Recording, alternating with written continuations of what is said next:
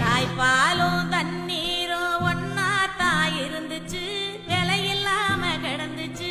ஆனா இப்ப எல்லாமே தழகியா போனுச்சு, தடமாறி நின்னுச்சு.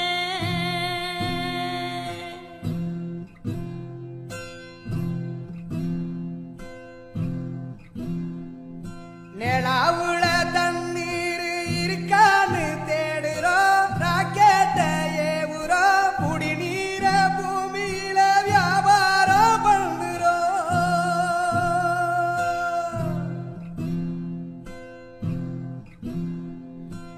ஆறு இருக்கும் பக்கத்துல ஊரு உருவானுச்சு, வரலாறு சொன்னுச்சு.